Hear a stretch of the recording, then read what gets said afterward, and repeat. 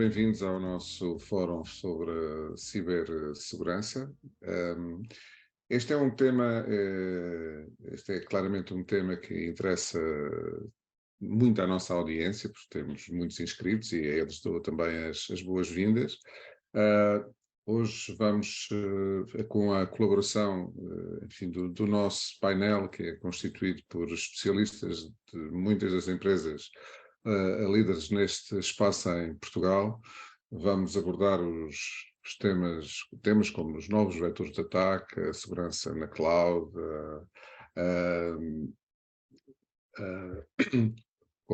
como lidar com ataques de engenharia social, enfim, como desenvolver as competências e a resiliência organizacional para resistir a estas novas vagas e novas tendências de ataques.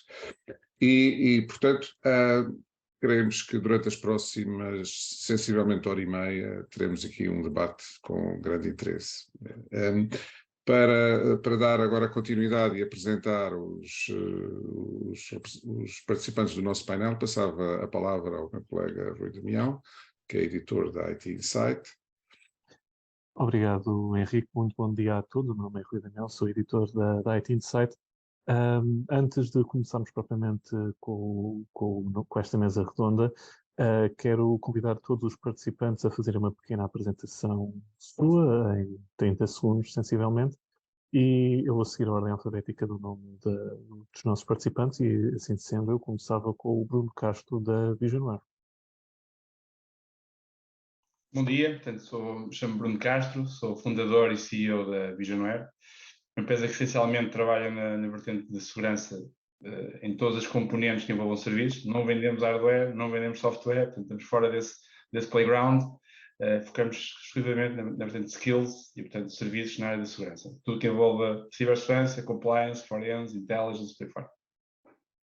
Obrigado, Bruno. Eu gostava que agora fosse o David Grave, da Claranet. Ora, muito bem, meu nome é David Grave, sou o Cyber Security Director na Claranet Portugal. Na Claranet somos especialistas na modernização, na segurança, mas também na gestão de infraestruturas, aplicações e dados críticos 24/7. Portanto, fazemos uma cobertura holística 360 na segurança da informação. Obrigado, David. É a vez do Fábio Mestre, da Art Secure. Fábio? Bom dia, meu nome é Fábio Mestre, sou coordenador da equipa de Pentest e Cyber Threat Intelligence aqui na Hard Secure. Nós focamos em serviços de segurança, já o fazemos há muitos anos em clientes nacionais e internacionais. No meu caso, a minha equipa especializa-se em segurança ofensiva, portanto o nosso objetivo é identificar falhas e vulnerabilidades nos nossos clientes para que depois sejam reportadas. Temos também outros serviços de Cyber Threat Intelligence, serviços de SOC, portanto tudo isto, uma panóplia de serviços para providenciar aos nossos clientes uma melhoria na sua segurança no ciberespaço. Obrigado, Fábio. Germán Escuela, da Bitdefender. Buenos días, mi nombre es Germán Escuela, yo pertenezco al Departamento de Renovación y Retención de Bitdefender. Bueno, Bitdefender es un fabricante de soluciones de ciberseguridad, es una empresa europea. Nuestra misión es convertirnos en el fabricante más confiable del planeta Tierra y bueno, mi tarea es más que todo interactuar todo el tiempo con clientes, entender cuáles son sus necesidades y plantear las soluciones correspondientes para que alcancen la madurez en ciberseguridad. Gracias, Germán. Luís Lance, da Logical. Bom dia, Rui. Bom dia a todos. Obrigado pelo convite. Eu tenho a responsabilidade da direção tecnológica, eu sou Chief Technology Officer para Portugal. A Logicalis é uma multinacional que tem, sobre uma das arquiteturas que tem presentes, é a componente de segurança, que se divide entre a tecnologia, a componente de consultoria e depois de serviços para proteção aos diferentes vetores de ataque. Obrigado, Luís. Miguel Azevedo, da Noesis. Bom dia, sou Miguel Azevedo, sou responsável pela área de delivery nos temas relacionados com a área de segurança, na direção da IT Operations Cloud and Security da Noesis, e neste momento disponibilizamos serviços e tecnologia para as diferentes vertentes da componente de segurança, desde a parte dos SOCs, CIEMs, gestão de vulnerabilidades, gestão de identidades e acessos privilegiados e pentest. Obrigado, Miguel. É a vez do Nuno Teodoro, da Huawei. Nuno? Bom dia, obrigado pelo convite. Portanto, meu nome é Nuno Teodoro, eu sou responsável de cibersegurança e privacidade da Huawei em Portugal. Portanto, faço parte de um grupo de responsáveis de cibersegurança e privacidade a nível europeu, onde toda a nossa responsabilidade recai não só sobre o panorama interno, em termos de uma gestão de risco, sobre todos os processos e operações que são executadas, mas também externo, assegurando que todas as operações feitas na rede dos nossos clientes e os produtos entregues aos nossos clientes cumprem todos os requisitos de segurança. Obrigado, Nuno. E por último, mas não menos importante, Ricardo Marques, da S21Sec. Ricardo? Obrigado, bom dia a todos. Antes de mais, agradeço o convite. O meu nome é Ricardo Marques, sou diretor da área de consultoria na S21Sec em Portugal. A S21Sec é uma empresa ibérica dedicada à cibersegurança. Temos serviços de SOC, de Threat Intel, de análise forense e resposta a incidentes graves de cibersegurança, integração, que na área de consultoria fazemos tudo aquilo que tem a ver com o que nós chamamos de GRC, Governance e Compliance de cibersegurança. Obrigado, Ricardo. Obrigado a todos mais uma vez e obrigado também aos nossos relatores. Passo a palavra ao Henrique, então, para começarmos com o fórum propriamente dito. Henrique? Obrigado, Rui. Vamos então dar início ao nosso fórum, digamos assim, à componente de debate. E eu começaria por endereçar a seguinte questão, e a questão que depois será endereçada, será dirigida a alguns dos participantes, sendo que os restantes depois serão livres de intervir, caso assim o entendam. E a primeira questão é a seguinte: como é que neste momento consideram que estão a evoluir as ciberameaças? Nós sabemos que elas não são estáticas, o que um ano existe, no ano seguinte já mudou a natureza, mudou a forma como se processam os ataques, e portanto gostávamos também de perceber um bocadinho como é que se está a processar esta mudança dos vetores de ataque. E eu começaria por dirigir a questão ao Nuno Teodoro, da Huawei. Nuno. Claro, portanto, eu acho que é uma pergunta que invariavelmente todos os anos nós passamos por ela, mas se virmos algumas análises, relatórios que são feitos por países, como por exemplo o CNCS também faz o mesmo cá em Portugal. Eu por acaso tive a oportunidade de ver alguns países, porque dentro do espectro de atuação que tem na Huawei nós temos um grupo de comunicação por país e trocamos bastantes experiências. Continuamos a ver que os principais vetores de ataque continuam-se a focar em temas como engenharia social, como más configurações, nomeadamente em serviços de cloud, questões de malware, de ransomware, ameaças internas nas organizações, e daí também haver agora cada vez mais uma cola com os paradigmas do Zero Trust, e sobretudo ataques através do supply chain, né? Portanto, ataques indiretos que utilizam uma organização terceira para chegar depois a um cliente e conseguir fazer dano a esse cliente. Invariavelmente, vamos quase sempre bater nos mesmos tópicos ano após ano. Continuamos a ver uma tendência que não são novos e cada vez mais disruptivos vetores de ataque, que são o mais impactante na segurança das organizações, mas temas básicos de vulnerabilidades, de falta de patching e falta de uma gestão eficaz da superfície de ataque das organizações, onde vários relatórios nós conseguimos ver que o tempo médio para efetuar patches de segurança vai desde 60 dias a 150 dias. Portanto, estamos a falar aqui de uma janela de falta de patching que é um problema básico de um processo que deveria estar já em muito oleado na maior parte das organizações e acaba por pecar. Conseguimos também ver, e este também já um repetir do que se passou nos últimos anos, um grande foco em temas como o phishing e o spear phishing, que estão cada vez mais evoluídos como um primeiro passo para depois fazer o deploy de outros vetores de ameaça, como por exemplo ransomwares.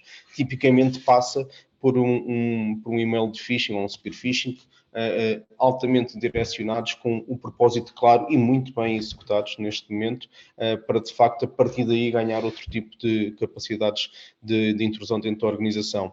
E, obviamente, estamos a ver questões geopolíticas, estamos a ver o surgir de novos grupos ativistas, especialmente com esta tendência de exacerbação dos ataques geopolíticos, nomeadamente devido à questão da guerra da Ucrânia e da Rússia. E conseguimos também ver que existe cada vez mais um foco nos chamados deepfakes para fazer proliferação de misinformation, de informação contrária, para conseguirmos ir ao encontro do que os atacantes querem. Portanto, eu diria que vamos seguirmos aqui uma regra dos 80-20, os 80% continuam iguais, 20% de facto estão-se a alterar, especialmente com a introdução de AI e de deepfakes, e com a melhoria de outro tipo de vetores de ataque que passam invariavelmente por questões de phishing ou spear phishing para as organizações. Obrigado. Muito obrigado, Nuno. Eu pediria a opinião do Ricardo Marques, da S21Sec, precisamente sobre este aspecto da mudança ou não mudança dos vetores de ataque. O Nuno já foi falando aqui sobre alguns temas relevantes. O que nós vemos, e também as nossas equipas de Threat Intel, e temos inclusive um relatório semestral que executamos na S21Sec, da análise que fazemos, é que há um conjunto de ataques que vão continuar e vão ser cada vez mais sofisticados. Claramente o phishing como vetor de entrada para depois atacar uma empresa, quer por ransomware, quer obtendo credenciais dos utilizadores e principalmente utilizadores críticos, administradores de sistemas que têm acessos críticos para depois fazer estrago ou afetar alguns sistemas. Nomeadamente, por exemplo, nós já temos visto alguns casos em que com um ataque de phishing conseguem instalar um malware nos computadores dos colaboradores e obter credenciais de administradores de cloud e depois a partir daí criar sistemas em cloud para, por exemplo, minerar criptomoedas. Estes vetores de ataque vão continuar a acontecer. O phishing vai crescer, o phishing mais focado, como não disse, o spear phishing, vai ser cada vez mais uma realidade e o ransomware vai ser também um vetor de ataque. Algo que nós vemos também é que o ransomware as a service vai ser uma realidade para 2023. Portanto, grupos a construírem software de ransomware e depois vendê-lo para outros grupos poderem usar para ataque. Portanto, isto vai ser cada vez mais sofisticado.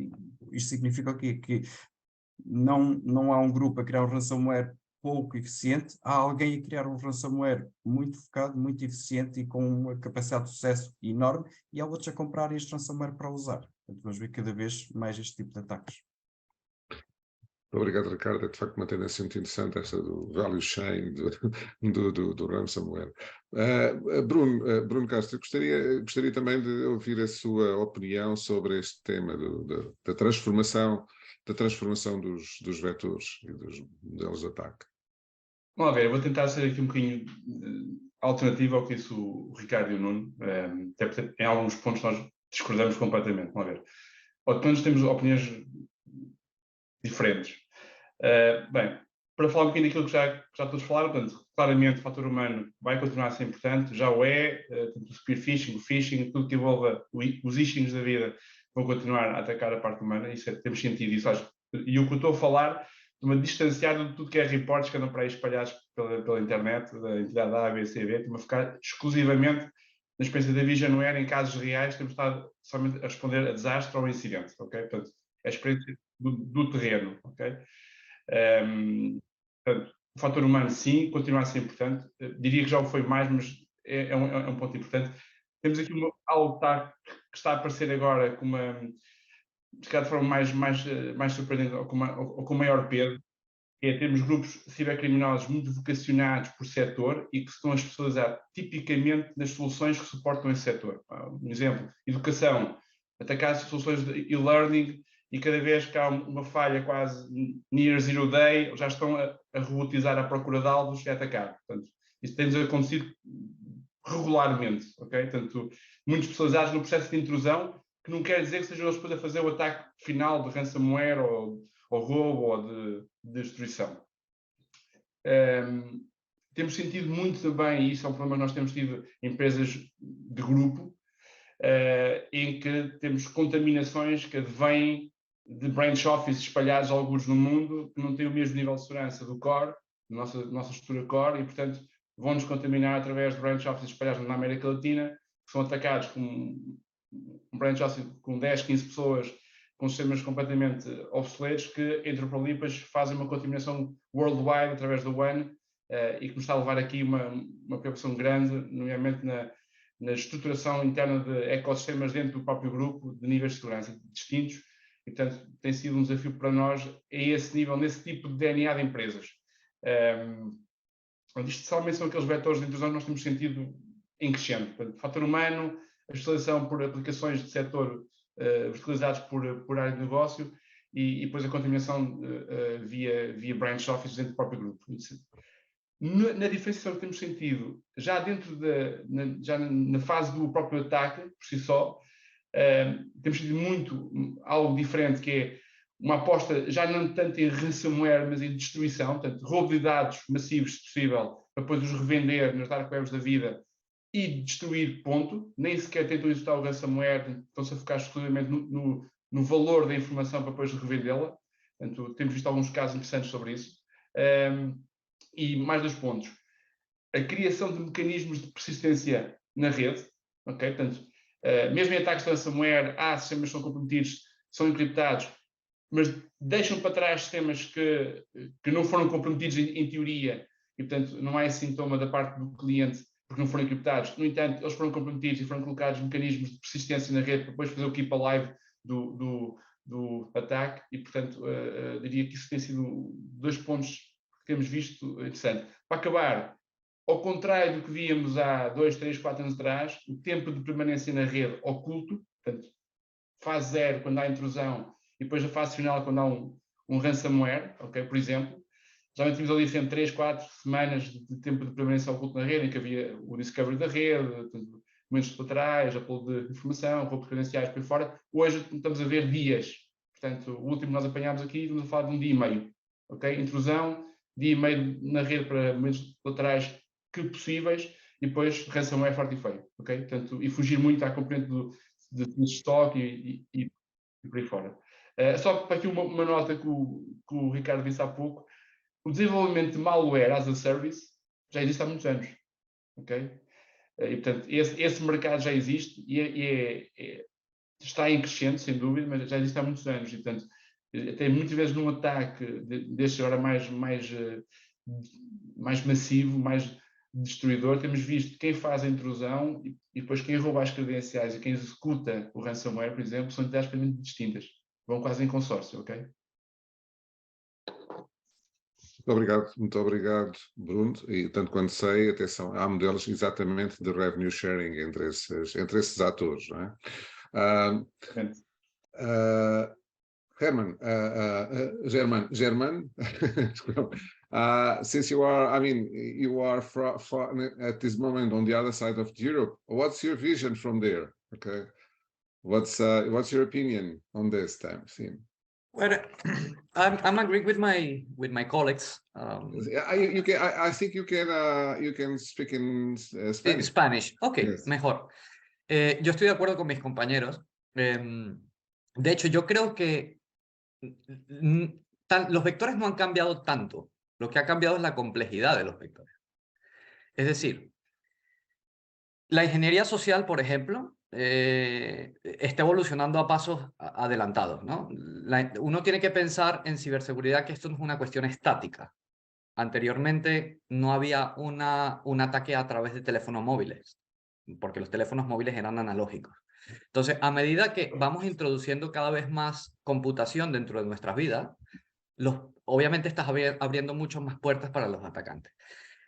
Mis compañeros hablan de phishing y con el tema de phishing hay una cosa muy interesante, que es que anteriormente el vector principal era correo electrónico, sigue siéndolo, pero hay un repunte muy grande, por ejemplo, en temas de phishing a través de blogs, a través de web personales, a través de servicios de almacenamiento gratuitos. Pueden haber vectores de entrada, por ejemplo, a través de aplicaciones de Google. Una persona que se descarga una aplicación de Google que aparentemente no va a atacar el teléfono, sino que lo que va a intentar es recopilar los datos para, a partir de ahí, entrar dentro de una infraestructura. Lamentablemente, los seres humanos en este punto no tenemos mucha conciencia en cuanto al tema de ciberseguridad, educación, etc. Muchas veces usamos la misma contraseña corporativa para nuestros servicios en casa. estamos viendo vectores de ataques a través de IoTA, a través de Internet of Things. Hoy por hoy, cualquier cosa que lleve un ordenador puede ser un punto de ingreso. Para mí, lo más complejo, lo más difícil que tienen las empresas hoy en día para mitigar este tipo de cuestiones y la evolución en ciberseguridad, que va a ir a más, es, por un lado, el awareness de qué es lo que es ciberseguridad y entenderlo desde un punto de vista no tan técnico, sino desde un punto de vista mucho más holístico, entender qué es lo que busca un cibercriminal, cómo puede entrar dentro de tu organización. Por otro lado, entender el coste de un ataque de ciberseguridad y al mismo tiempo poder entender el gasto que tienes que hacer en inversión, porque muchas veces se toma la ciberseguridad como si fuese simplemente un coste y no como una inversión. Pongo siempre el ejemplo de los vehículos. Nadie compraría un vehículo hoy en día sin airbag. Mientras más airbags tengas, mejor. No quiere decir que necesariamente lo vayas a utilizar, pero a nadie se le ocurre abaratar el coste de un vehículo por quitar airbags. Pues lo mismo ocurre en la ciberseguridad, ¿no? Tú siempre intentas añadir capas y capas y capas. Y por último es el entrenamiento de los mismos usuarios.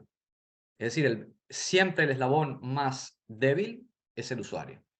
Entonces, los vectores no han cambiado, se han vuelto mucho más complejos. Tenemos ChatGPT, tenemos inteligencia artificial, tenemos Internet of Things, tenemos un mundo globalizado que nos abre un montón de puertas y esto no va a parar, esto va a ir a más. Entonces, lo importante es intentar ir un paso más adelante en cuanto a la evolución, pensar hacia dónde puede ir esto y qué puedo hacer yo para contrarrestarlo. Creo que ese es el challenge más difícil actualmente. Muchas gracias. Herman, passaria agora ao Miguel Azevedo, da Noesis, para dar a sua perspectiva sobre, de facto, esta evolução. Ou seja, como já foi dito anteriormente, mais do que a evolução em si dos vetores de ataque, o que evoluiu na realidade foi a eficácia e sofisticação dos ataques. Praticamente já foram abordados todos os pontos, mas dava talvez a evidência à questão da sensibilização dos utilizadores, continua a ser bastante importante, até para terem uma noção do risco e impacto que determinado tipo de ações podem ter. E depois toda a temática, por exemplo, relacionada com o componente de vulnerabilidades, continua a ser uma das portas de entrada nas organizações e nem sempre é dada a sua devida atenção. De resto, não, penso que já se foram abordados todos os pontos. Senhor, muitíssimo obrigado. E eu passava a palavra ao Rui Damião agora para endereçar a questão seguinte. Obrigado, Henrique. Antes de começar com a questão, que será sobre a segurança do cloud, quero relembrar os nossos participantes para tentarem manter as suas respostas em 2 minutos. A segurança da cloud é naturalmente fundamental, até porque as organizações estão a avançar a sua jornada de transformação digital, que depende muito da cloud.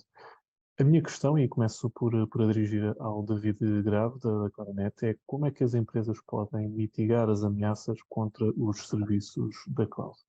David? Ora, muito bem. Alguns pontos já foram aqui endereçados e de uma forma até muito interessante. E nós temos que entender como é que chegamos aqui.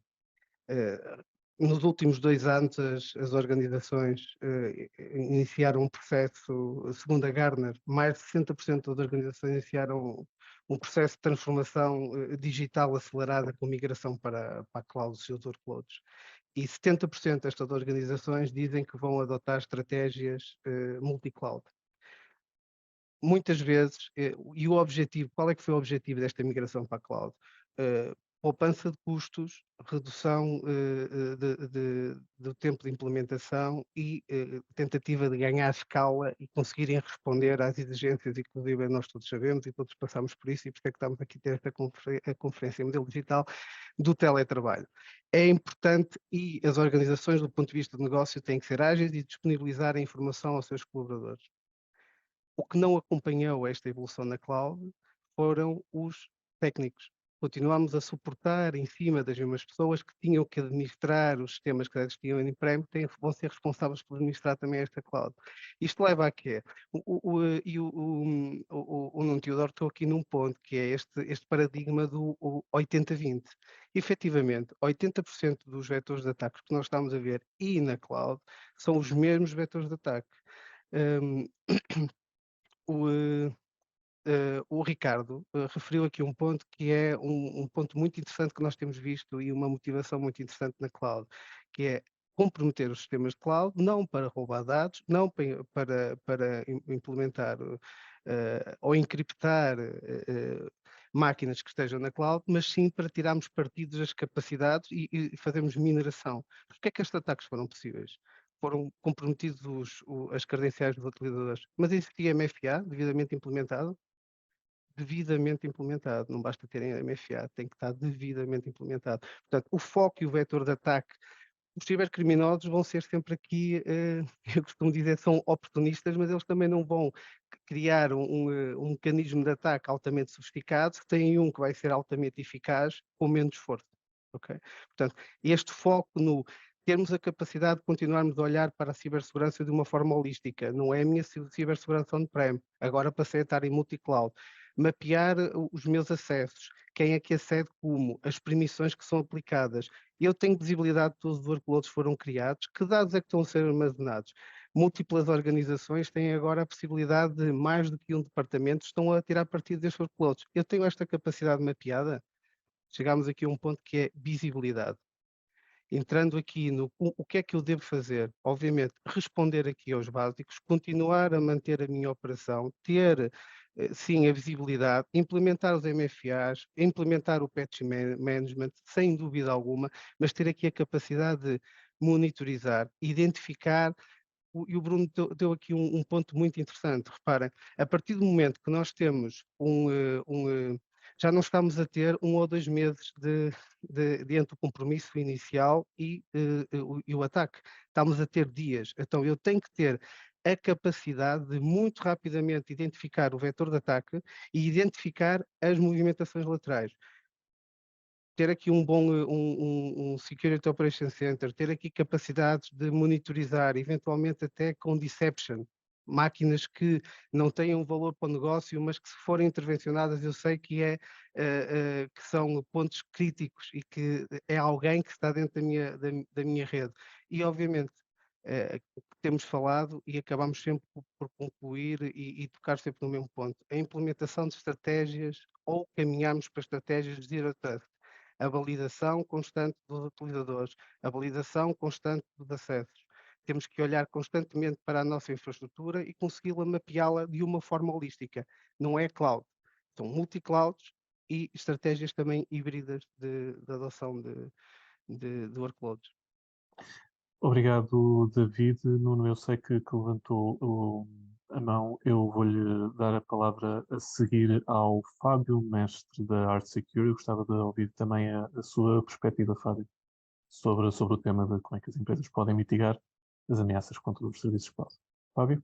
Eu penso que o David tocou aqui em vários pontos relevantes, portanto não há assim muito mais para acrescentar neste sentido, só que os vetores continuam a ser os mesmos, portanto, em termos de serviços cloud aumentou-se a resiliência, portanto, a disponibilidade dos sistemas, portanto, um dos grandes melhoramentos foi efetivamente mitigar este tipo de situações, mas o fator humano continua a ser um dos mais utilizados para comprometer também estes serviços e problemas de configuração. Tal como o David mencionou, muitas vezes as pessoas que faziam a gestão dos serviços on-prem passaram a fazer a gestão dos serviços cloud, ok? Não utilizaram o seu know-how, não começaram a tentar perceber como é que o serviço cloud difere de um serviço on-prem, que tipos de configurações é que têm que ser feitas, e muitas das vezes quando os sistemas já estão a funcionar, existem ali situações que estão mal configuradas ou que não estão devidamente configuradas, não é? E muitas vezes os atacantes aproveitam-se desse tipo de situações. O mesmo princípio com o fator humano, portanto, começou-se a incorporar MFA junto destes acessos e os atacantes começaram a usar o MFA fatigue para tentar que efetivamente as pessoas se cansem de receber aquele tipo de notificações e finalmente aceda ou permitam o acesso, não é? Ou seja, eles também estão na vanguarda e isto é um jogo do gato e do rato e a gente consegue criar inovações em termos de segurança e eles criam outras soluções mais práticas, ok? Muitas vezes o complexo não é o que é feito é efetivamente aquilo que é mais prático, aquilo que dá um benefício mais rapidamente com o menor esforço possível, pronto. E muitas das vezes as empresas têm a tendência que muitos destes ataques são ataques extremamente sofisticados, ok? E depois quando vamos a ver, não foi um ataque altamente sofisticado, foi simplesmente alguém que estava a receber notificações do MFA e que de repente aceitou e havia ali um problema de configuração no serviço e o serviço foi comprometido, pronto. E depois pensa-se que é uma infraestrutura grande e uma empresa grande e que só poderia ter sido algo praticado por alguma nação ou por um APT conhecido ou efetivamente alguém que tem um grande investimento e depois viu-se que são 3 ou 4 miúdos de Inglaterra com 17 anos que simplesmente pegaram aqui num fator que existia, que tiveram ali 2 ou 3 semanas de volta daquilo e conseguiram comprometer um serviço. Portanto, continuamos a olhar muito para tentar mitigar aquilo que é altamente sofisticado sem proteger as nossas bases primeiro, portanto o nosso core, portanto corretas implementações ao nível da MFA, corretas implementações ao nível dos serviços da cloud, corretas configurações, não deixar configurações acessíveis a terceiros, portanto tudo isto deveria ter-se em consideração antes de começarmos a olhar efetivamente para já serviços altamente sofisticados. Portanto, os serviços de cloud são supostos ser resilientes, há muito investimento da parte de quem providencia a cloud também em termos de segurança, ok? E no entanto, normalmente quando estes serviços são comprometidos são por vetores simples e falhas de configurações. Obrigado, Fábio. Eu gostava também de ouvir então a perspectiva do Nuno, que também pediu para falar sobre este tema. Nuno?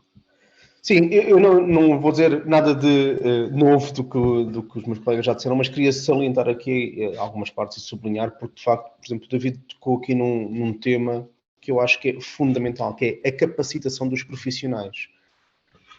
Tipicamente, quando se fala de cloud, e já para não falar das empresas que acham que mover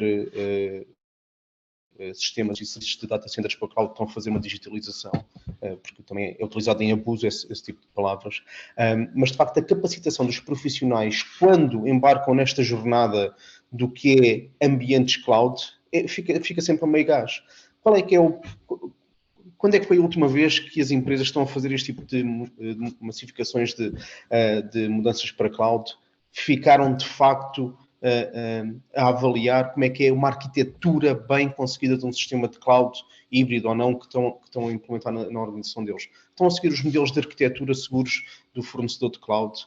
As configurações estão a ser bem feitas, estão a seguir algum modelo, por exemplo, da Cloud Security Alliance, estão a bater os controles que estão na matriz dos controles de segurança da Cloud Security Alliance, estão a ver as boas práticas do próprio fornecedor, estão alinhados, como por exemplo as ISOs da 27017 de Cloud Security, estão alinhados com o que são os básicos das boas práticas do que é encarado ser um sistema de cloud seguro. É que, no fundo, depois os profissionais muitas vezes nem conseguem ter esse tipo de perspectiva porque não o sabem, não o conhecem. Então o David, eu acho que tocou aqui numa parte que é fundamental, que é a capacitação dos profissionais. Ou, de facto, dar este serviço a empresas e profissionais que tenham essa capacidade e tenham esse tipo de conhecimento para implementar de raiz e by design um sistema cloud seguro.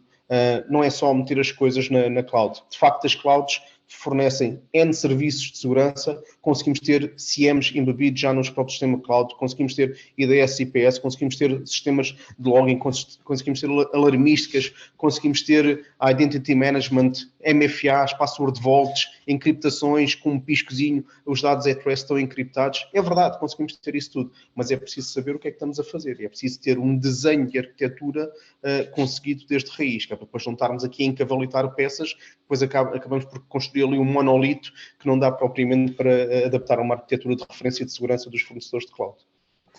Obrigado, Nuno. O Bruno também pediu para falar. Bruno? É muito rápido e é só para dar aqui alguma pimenta ao que o Nuno está a dizer. Até porque concordo completamente com ele. Portanto, acho que temos visto casos absolutamente inacreditáveis de supostos implementadores e especialistas em A, B e C, D.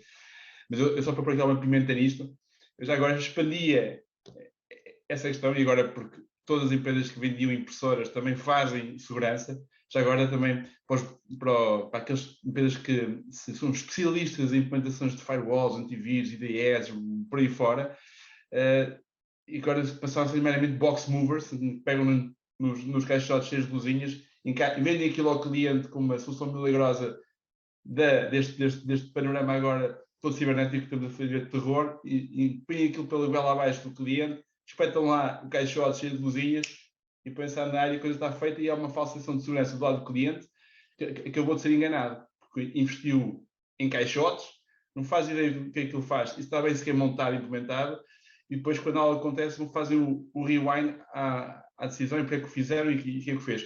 E já agora, também, para quem anda a fazer assessments de segurança, como fosse tipo vacina mágica, em 2 dias faço um assessment e está feito e a coisa fica espetacular, e correm nessa a correr, também temos apanhado imenso disso. Portanto, há aqui um problema também claro do mercado, que trabalha na área da segurança, que, portanto, supostos vendedores da banha da cobra, que andam para aí a vender coisas que não fazem puta ideia do que é que estão a vender, ou que estão a implementar.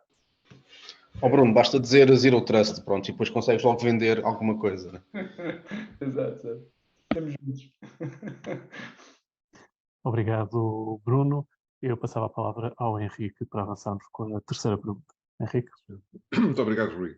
Pronto, aqui já, e esta terceira questão vai a um dos pontos que tem aqui sido abordado e que não tem a ver com os caixotes de luzinhas, é precisamente com os utilizadores.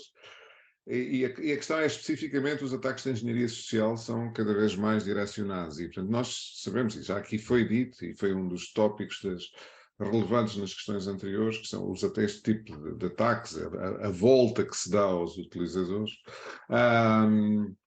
e mais ainda, eventualmente agora até com as novas ferramentas de inteligência artificial, é possível de facto direcionar muito melhor este tipo de ataques de engenharia social, e eu acho que ainda mal destapamos o lençol do que é possível, não é?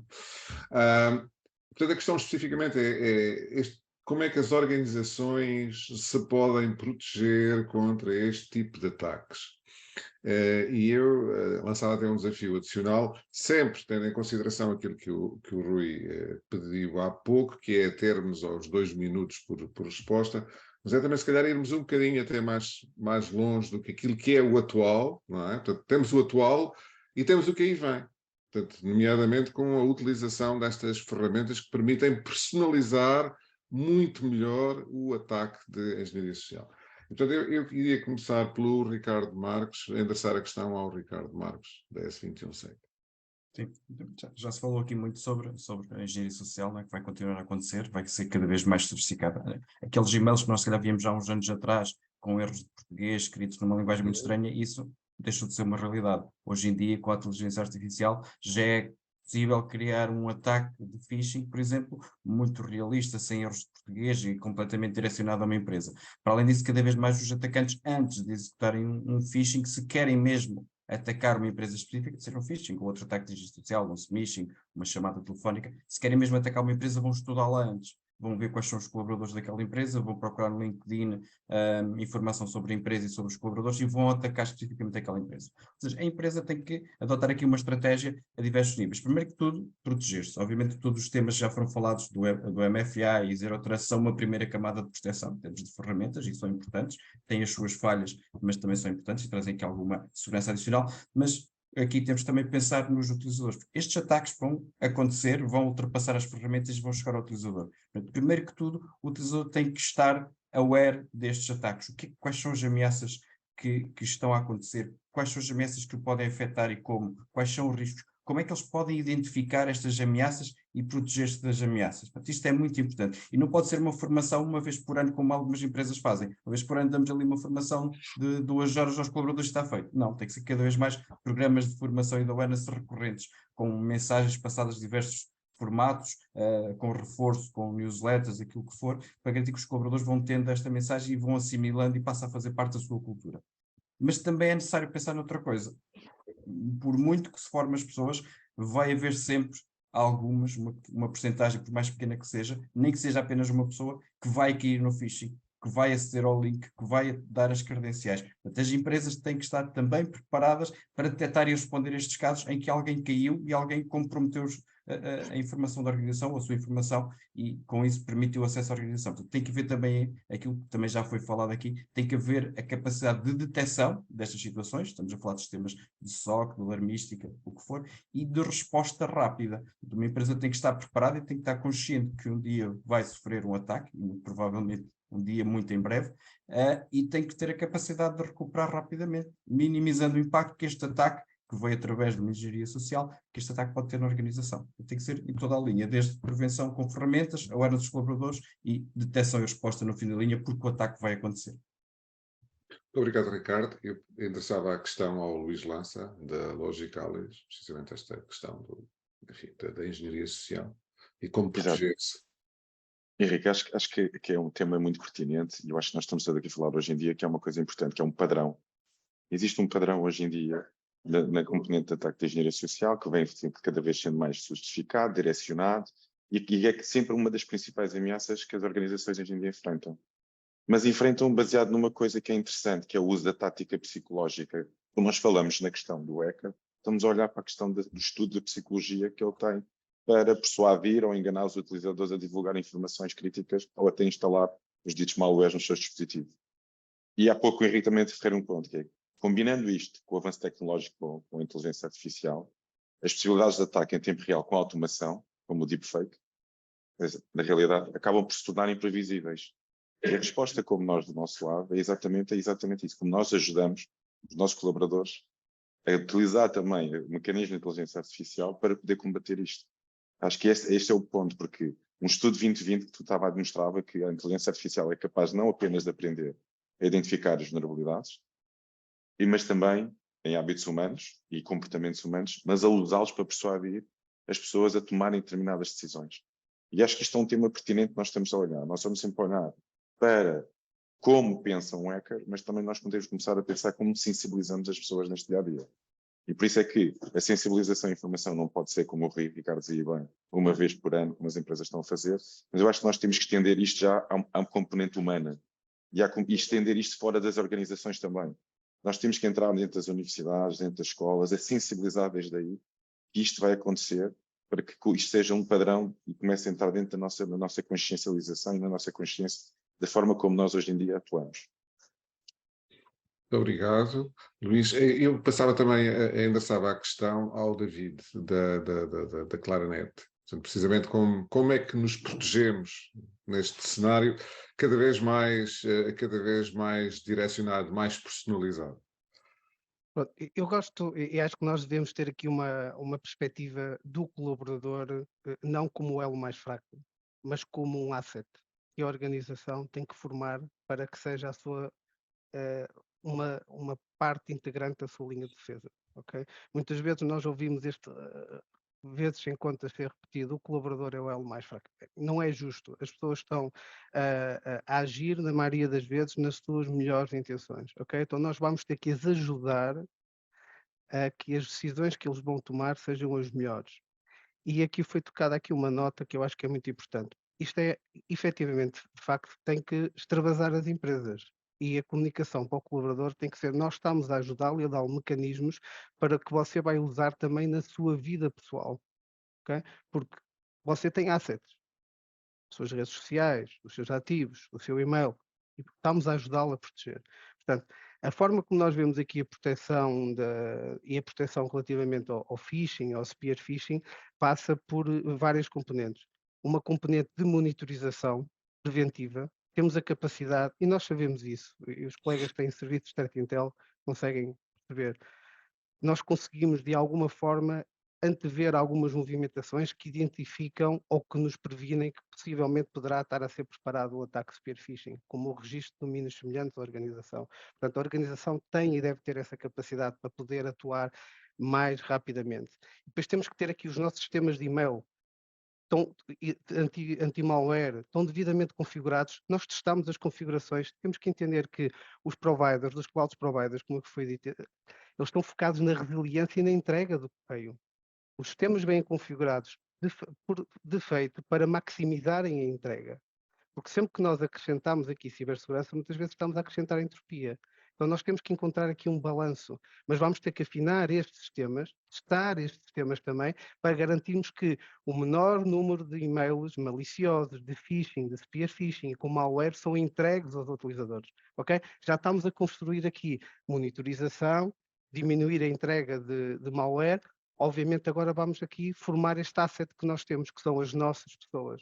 Vamos capacitar as nossas pessoas para que elas não só não cliquem no e-mail de phishing, spear phishing, mas que o reportem, ok?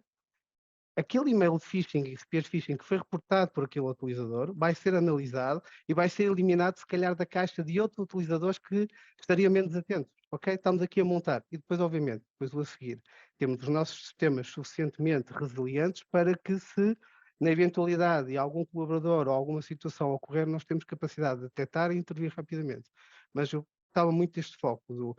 O colaborador não é o mais fraco, é um asset que nós temos que formar e esta mensagem de que estamos a passar o conhecimento, estamos a dar as ferramentas que são importantes também para a sua vida pessoal e para a proteção da sua informação.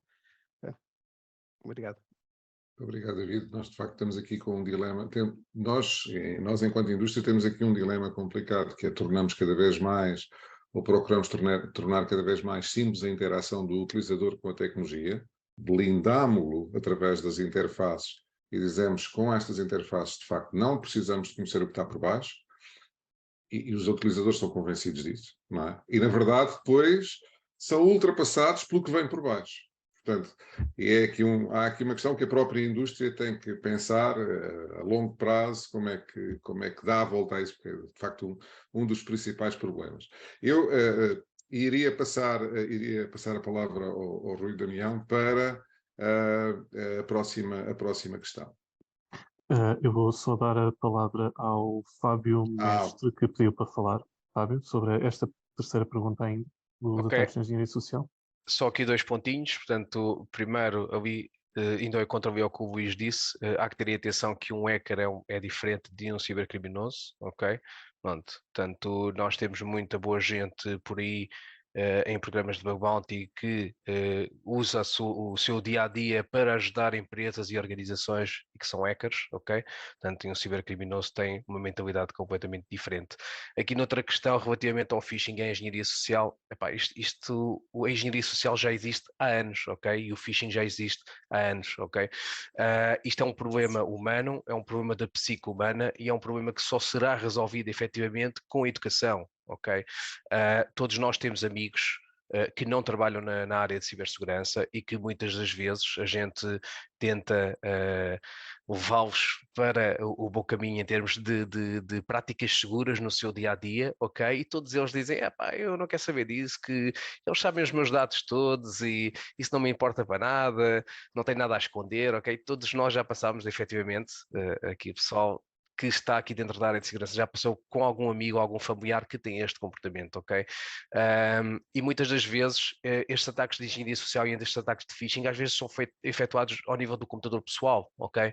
Existem muitas situações em termos de threat intel em que são identificados vestígios de máquinas pessoais que foram comprometidas ou porque tiraram um cliente Discord que estava infectado ou um cliente de Telegram, ok? Muitas das vezes hoje em dia já se começa a influenciar os advertisements ao nível do Google para que aquele software que é mais descarregado passe logo para primeiro lugar em termos de pesquisa e nós ainda temos este problema em que as nossas pesquisas limitam-se antigamente à primeira página do Google e hoje em dia ao primeiro link, ok? E as pessoas têm muita tendência que o primeiro link é aquele que eu vou usar para descarregar, descarrego uma ferramenta que tem malware, comprometo a minha máquina pessoal e depois estou a trabalhar em casa remotamente, tenho um asset comprometido dentro da minha rede, a minha rede em casa também não está estruturada, é possível comprometer um asset de empresa ou faço trabalho de empresa dentro do meu computador pessoal, pronto. E isto torna-se um problema que originou num ataque de phishing ou num ataque de engenharia social e às vezes pode não ser por e-mail, ok? Pode ser mesmo porque é influenciada a psique humana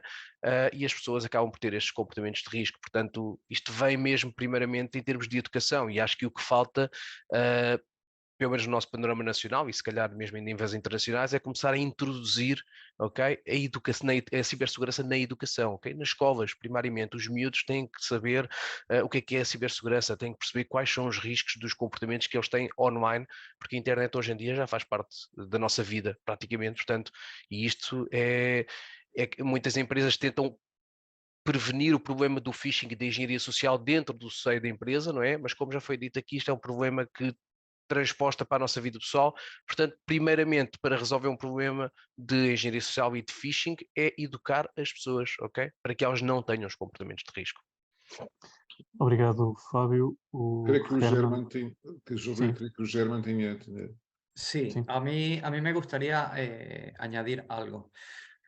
Yo estoy de acuerdo con David de que necesitamos sistemas que nos permitan responder de manera más rápida, pero al mismo tiempo hay que entender que lo que hablamos en el punto 1, la ingeniería social ha existido desde el principio. O sea, es una de las maneras más antiguas de obtener credenciales, de obtener acceso. Y efectivamente, la gran mayoría de las empresas lo que hacen es, a nivel de educación al usuario, hacen un curso puntual. Haces un curso de un par de horas o de un día y esa información se va. Entonces yo creo que la clave para combatir la ingeniería social son cursos continuados, es decir, educación continuada. Tú lo que quieres construir es una rutina donde el usuario entienda que necesita tener un checklist mental de cuando me llega un correo, cuando me llega una llamada telefónica, etc.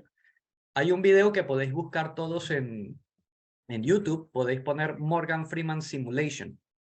Es un video donde aparece Morgan Freeman hablando y no es Morgan Freeman, es una imagen y la voz simulada por inteligencia artificial.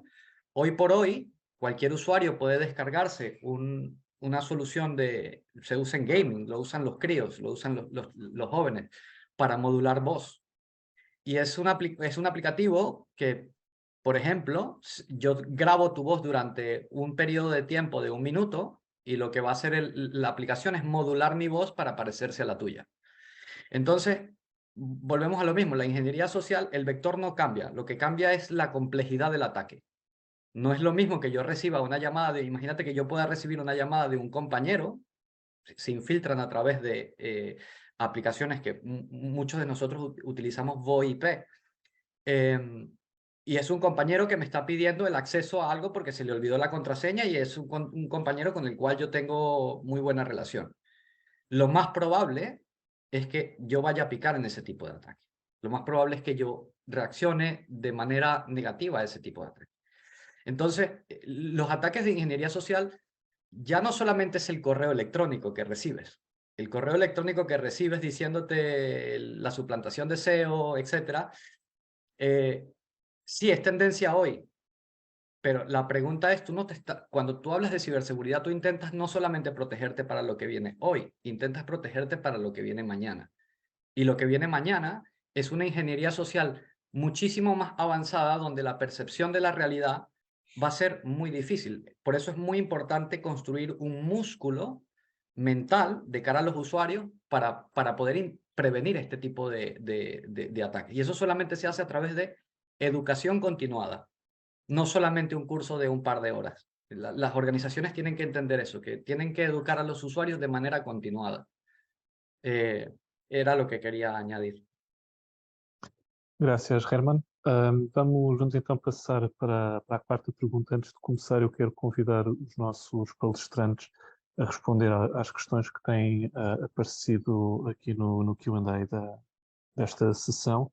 Nós não vamos conseguir responder a todas as questões durante o decorrer deste webinar, portanto eu convido-vos a responder, neste caso por escrito, a estas questões. Passando então para a próxima pergunta, e eu sei que se calhar esta pergunta em concreto é difícil responder em apenas 2 minutos, eu peço para tentarem. Como é que se reage após um ataque? Porque todos sabemos que não é uma questão de se vai acontecer, é quando é que vai acontecer. Portanto, qual é que é o playbook, digamos, de boas e más práticas que se deve ter em consideração? Eu pedia ao Fábio Mestre para começar, para ser o primeiro a responder a esta questão. Fábio? Bem, vou tentar responder. Eu, por norma, estou do lado oposto, ok? Portanto, a minha equipa é aquela que ataca, mas vou tentar aqui responder aqui da forma que acho que faz sentido. Portanto, em primeiro lugar, um ciberataque é sempre diferente, ok? Portanto, os ciberataques são todos diferentes, muito raramente há um ciberataque que foi exatamente feito da mesma forma, ok? E antes de mais, o que é necessário é mesmo efetivamente analisar a situação, tentar perceber o que é que foi comprometido, como é que foi comprometido, ok? E isto foca-se aqui num ponto muito importante em que muitas das empresas têm a tendência de, atenção, há uma máquina infectada, temos ransomware, vamos desligar tudo, ok? Pronto, e isso não é o caminho a seguir normalmente, ok? Em primeiro lugar é conseguir segregar os ativos uns dos outros e das conexões para o exterior, ok? Mas preservar evidências efetivamente, porque para se conseguir perceber como é a anatomia de um ataque e como é que ele começou, existe a necessidade de fazer uma análise forense e muitas das vezes estes artefactos têm que ser mantidos tal e qual como estão. É o típico de uma cena de crime, deve ser preservada até que alguém perito neste tipo de situações possa intervir e olhar para aquilo, ok? Efetivamente deve-se tentar conter os danos, ok? Mas também devemos assumir que a partir do momento em que temos um ativo que está infectado ou comprometido, que muito provavelmente a rede foi comprometida, ok? Não devemos partir do pressuposto que só aquele ativo é que está comprometido, ok? Vamos partir do pressuposto que efetivamente não sabemos há quanto tempo é que alguém já cá esteve, ok? Como o Bruno referiu, hoje em dia o tempo é cada vez mais curto, o que antigamente passavam 3, 4, 5 semanas dentro de uma infraestrutura, hoje em dia é possível que passem 2, 3, 4 dias, o que quer dizer que o malware também está mais complexo, também influencia em diversos vetores de ataque, há ali diversas vulnerabilidades que estes tipos de malware já tentam explorar para evitar que se mantenham muito tempo dentro da rede e que sejam apanhados por sistemas de defesa ou alarmísticas, ou SIEMs, ou EDRs. Portanto, o objetivo é o mínimo tempo possível dentro da infraestrutura e comprometer o máximo possível. Pronto. E isto é necessário que se tente conter ao máximo, não é? Mas tentando preservar a prova. Porquê? Porque muitas das vezes o que acontece é que da parte executiva tenta-se colocar os serviços operacionais o mais rápido possível, porque os serviços estão em baixo e o objetivo é não parar os serviços, não é? E isso faz com que muitas das vezes a gente pega nos assets que estão comprometidos, formata-se, volta-se a reintegrá-los na infraestrutura, os outros que não estão comprometidos supostamente não se tocam neles e de repente alguns desses assets têm backdoors, têm sistemas de persistência, não é feita esta análise e então as empresas acabam por ser comprometidas tempo depois, ok? Outro ponto muito relevante e que muitas empresas têm feito ao nível do panorama nacional é que ou não fazem o disclosure de que foram comprometidas, ok? Ou identificam que foram comprometidas, mas que os dados não foram afetados, ok? Eu percebo o porquê das empresas, mas acho que faz todo o sentido que as empresas sejam 100% transparentes. Se foram comprometidas, foram comprometidas.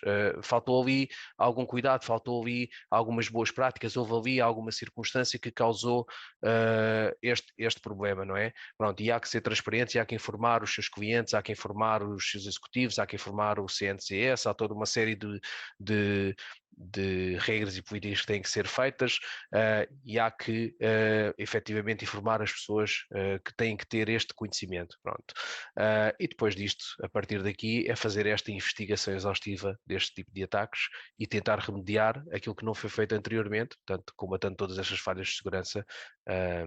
Pronto, e neste caso, em termos de danos, ok, infelizmente muitos dos ataques hoje em dia causam muitos danos reputacionais, pronto, e isso há que ser proativo e ter um bom investimento em cibersegurança antes dos ataques e não depois, portanto, por assim dizer. Obrigado, Fábio. Gostava também de ouvir a opinião do Miguel Azevedo, da Noesis. Miguel, quando tudo corre mal, o que é que se faz? Antes de acontecer mal, como ter os procedimentos bem definidos, ou seja, para que as primeiras linhas tenham uma linha condutora de saber como é que devem reagir e, de certa forma, também responder a todas as evidências e pontos que o Fábio falou há pouco. Considerar que estes playbooks devem ser playbooks e estar associados a processos de melhoria contínua, ou seja, todos os ataques são diferentes e será necessário readaptar estes playbooks de forma a responder, mesmo que sejam threats semelhantes, que consiga responder de forma eficaz e até alterar os playbooks para novas threads. E no caso de organizações que tenham a possibilidade de ter equipas ofensivas, testar com regularidade e perceber até que ponto as equipas defensivas conseguem identificar as ameaças, ou neste caso feitas pela equipa ofensiva, e se de facto os playbooks que têm conseguem não responder a essa necessidade. Obrigado, Miguel. Bruno, claro que cada caso é um caso, mas quando tudo corre mal, quando a empresa é aplicada, quais é que são as boas e as más práticas que as organizações devem ter em consideração? Ok, então vamos lá ver assim de forma mais pragmática, espero eu, daquilo que a Visionaire faz. Nós temos feito continuamente processos de reparação a desastre, portanto, em que os ataques são altamente destrutivos. Alguns deles são bastante mediáticos, portanto, estou à vontade de falar deles de forma mais ou menos lata, mas consigo falar sobre eles de forma conceptual. E, portanto, no momento em que nós descobrimos, seja da forma como for, que fomos vítimas de um ciberataque, montar uma sala de crise, top management envolvido, equipas multidisciplinares dentro dessa sala, equipas cyber, equipas legal, equipas de gestão de comunicação, é fundamental, e o top management sempre presente. Portanto, isto é uma obrigatoriedade no nosso modelo de resposta a um ciberataque. E é verdade, nós temos obrigações de comunicações que temos que fazer, temos um relógio, temos vários relógios a rolar em simultâneo, temos, de acordo com a empresa, podemos ter obrigações, temos obrigações diferentes de comunicação com conteúdos distintos para cada autoridade de controle, e, portanto, isto é uma matriz às vezes complexa de gerir entre quem está a fazer a parte forense, quem está a fazer a componente legal e quem está a fazer a gestão de comunicação ao nível da crise, seja ela depois comunicação interna ou pública. E, portanto, temos de trabalhar isto tudo em simultâneo, com o top management sempre presente. Portanto, isto é uma obrigação do nosso modelo de resposta, nosso, da Visionaire. E fique claro, nós cada vez que respondemos a um processo de recuperação de desastre, mudamos o nosso modelo, vamos evoluindo, ok? Portanto, isto tem sido contínuo. Como é que isto funciona em termos práticos no terreno, quando tudo está a arder, de forma pragmática? Temos uma equipa especificamente focada na investigação forense, ok? Só está a fazer isso. Temos uma equipa que está meramente, uma equipa de cyber, está exclusiva só a fazer a contenção, a mitigação, em último caso, um blackout face ao ataque. Portanto, somente ele está a tentar bloquear o ataque, a mitigar o ataque, a sua dispersão, diminuir o surface do ataque. Em último caso, sim, um blackout, okay? Desligar-nos do mundo. Okay? E uma terceira equipa que está sendo focada em recuperar sistemas de uma rede higienizada ao lado, para quando for possível começar a levantar sistemas. Diga-se que muitas vezes, quando há um ciberataque, há o comentário típico: ei, tanto tempo, foram atacados, estão há 3 dias, 4 dias, uma semana parados. O problema às vezes não é a recuperação dos sistemas, é nós não temos informação suficiente da investigação forense para termos confiança para levantar os sistemas.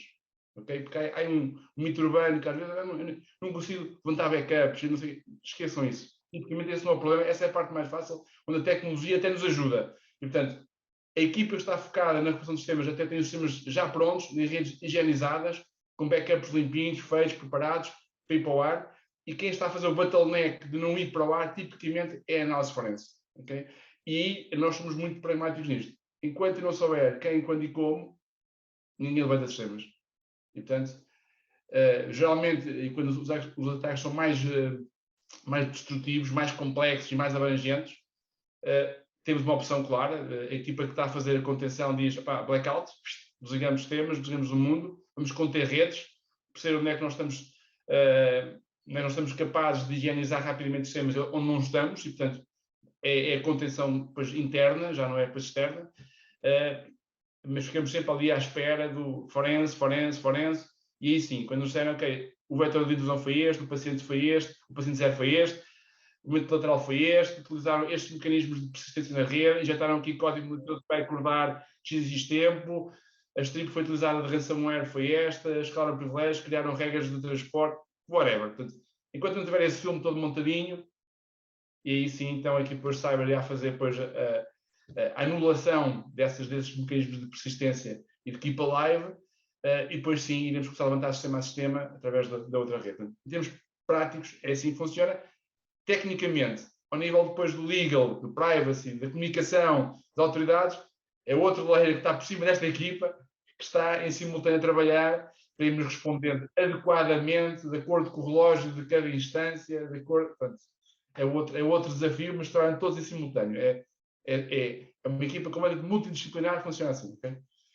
Espero ter ajudado a esclarecer alguns mitos urbanos que andam para aí. Obrigado, Bruno. O Ricardo pediu para dar a sua opinião também. Força. Sim, assim, eu concordo com aquilo que foi dito, quer pelo Bruno, quer pelo Miguel, só tinha um ponto a acrescentar. A resposta ao ciberataque começa muito antes do ciberataque acontecer. Ou seja, uma má prática que nós vemos em muitas organizações é que não têm um plano de resposta, não sabem como responder. Muitas vezes chegamos à organização e perguntamos, ok, então se vocês tiverem agora um ataque de ransomware, como é que respondem? Quais são as equipas que têm que responder? Se vocês tiverem que ativar um parceiro, o ataque acontecer ao fim de semana em fora de horas, se vocês tiverem que ativar um parceiro, quais são os contactos de emergência? Vocês têm um contrato com este parceiro crítico, que suporta este sistema crítico em 24/7 e muitas vezes há falta de resposta. Ou seja, as empresas, as organizações, não se preparam para o ataque. Portanto, não têm os seus procedimentos de gestão e de resposta a incidentes bem definidos, não têm os processos de escalada bem definidos, não têm as funções e responsabilidades bem definidas. Ou seja, é necessário uma fase muito importante de preparação para estarmos prontos para quando o ataque acontece. Não é no momento em que o ataque acontece que vamos ter que pensar agora quem é que vai responder, como, quais são os contactos de emergência, quais são as pessoas que temos que colocar nesta sala de crise que o Bruno falou. Toda esta preparação é muito importante antes de termos efetivamente o ataque, porque temos que saber como responder no momento em que ele acontece. Obrigado, Ricardo. O David também pediu para comentar. Força, David. Só um comentário muito rápido. E se a organização tinha o plano, tinha um plano de resposta a incidentes, tinha o patch management, conhecia as suas ferramentas, tinha os processos devidamente implementados e foi atacada. Um ataque, por si só, não evidencia uma má prática, ou um desleixo, ou uma organização desorganizada. Bom existir, isto é um ponto que nós temos que ser responsáveis como profissionais de cibersegurança. Os nossos clientes, as empresas nacionais, vão continuar a ser atacadas, mesmo que tenham implementado dentro da medida do possível, porque existem implicações no negócio que impedem muitas vezes certos patch management serem aplicados, certas vulnerabilidades serem corrigidas, e cabe-nos a nós levar a organização no bom caminho, ajudá-la a montar tudo, mas também criarmos esta consciência de que o ataque é garantido. Nós temos organizações a nível mundial que têm a capacidade de investir em milhares de euros fora da scope das organizações nacionais e mesmo assim foram vítimas de um ataque. Fizeram dentro do possível, daquilo que o negócio os permitiu fazer muitas vezes também o seu trabalho. E nós temos que ter essa consciência. Não é, os ataques não são totalmente evitáveis, mas é possível identificá-los e reagir rapidamente. Não é se vamos ser atacados, claro que vamos, é qual é a capacidade que eu tenho de rapidamente identificar, interromper a cadeia do ataque, montar a nossa sala de crise, montarmos as comunicações, informarmos o público do que está a acontecer, levantarmos as máquinas com toda a segurança e de uma forma tranquila, mas cabe-nos a nós também passar esta tranquilidade e explicarmos claramente os ciberataques são algo garantido e que nós vamos ter que continuar a lidar com eles, independentemente do nível de investimento e do trabalho que estamos a fazer em cybersecurity. Não podemos criar esta ilusão de que é possível prevenir e evitar totalmente os ciberataques. Obrigado, David. Bruno pediu novamente para falar, peço-lhe apenas que o faça rapidamente. É muito rápido, até porque tenho quase já 25 anos de cibersegurança profissionalmente, já vi tudo, acho eu. Já vi N empresas altamente maduras, altamente reguladas, com N planos de DRPs, BCPs, e quando a coisa pega fogo, às vezes torná-los execuíveis é realmente um outro exercício. Concordo com o que o Ricardo diz, realmente nós temos de nos tornar mais resilientes a ciberataques, porque eles vão acontecer. Portanto, o mundo mudou e portanto, a partir de agora vamos ter que estar mais capazes de responder a isso.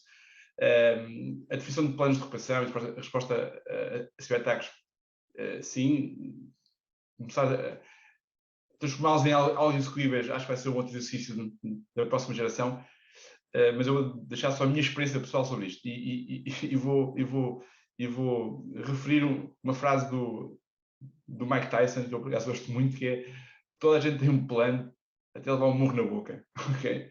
E portanto acho que isso é uma boa referência de tudo que nós temos sentido. Okay?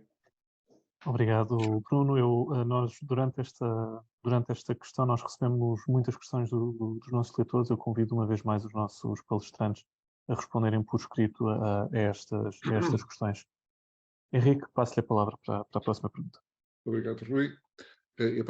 A próxima questão tem precisamente a ver com recursos, ou a falta deles, e de facto como é que as empresas, face ao cenário atual que todos conhecemos, da escassez de recursos especializados e sobretudo altamente especializados nesta área, como é que as empresas que recorrem a serviços externos, e praticamente todas elas recorrerão, de que modo, de que tipo é que podem recorrer, o que é que podem procurar especificamente, ou seja, quase como que uma espécie de guidelines, o que é que elas podem procurar quando recorrem a serviços externos de consultoria e de apoio nestas áreas. E eu começaria por endereçar a questão ao Luís Lança, da Logical. Henrique, de facto, a escassez do talento na área de cibersegurança é uma preocupação crescente para todas as empresas. Todas as empresas querem montar os seus serviços de SOC, querem montar as suas capacidades de awareness para dar a formação. Portanto, cada vez mais estamos aqui a ter vários desafios do ponto de vista de ter elementos altamente qualificados para este contexto que nós hoje em dia vivemos e pela aceleração que tem visto do ponto de vista de tudo o que estamos aqui a falar, dos vetores de ataques e por aí fora. Eu acho que é importante, quando nós estamos a tentar procurar um serviço, eu diria que há aqui 5 pontos que todas as empresas têm que fazer numa ótica de análise, que é a especialização de cada uma das empresas, e nós hoje temos aqui, neste painel, diferentes empresas com diferentes especializações, com diferentes abordagens e com diferentes qualificações, e portanto, quando estamos a fazer isto, eu acho que hoje em dia não é só ter uma empresa que tenha todo o tipo de qualificações, mas tem que procurar o melhor ecossistema para dar resposta aos clientes. Acho que a especialização é um ponto. A experiência, há pouco o Bruno dizia que tinha 25 anos, e é importante que não é só depois de dar um murro na cara, é que a gente sabe o que é que dói, portanto eu concordo com ele nessa abordagem. Portanto, a experiência e o histórico de ações e de consequências e sequências que nós vamos aprendendo ao longo dos tempos ajudam a criar esses casos de sucesso e uma avaliação do ponto de vista de escolha, para que os clientes consigam debruçar isto. E, na realidade, é o acesso e ter a possibilidade de ter acesso a recursos de uma forma mais fácil do que ter que estar-los a contratar pela hoje em dia que tem. E, na realidade, aqui acabam por ser estas empresas que têm constante sempre evolução.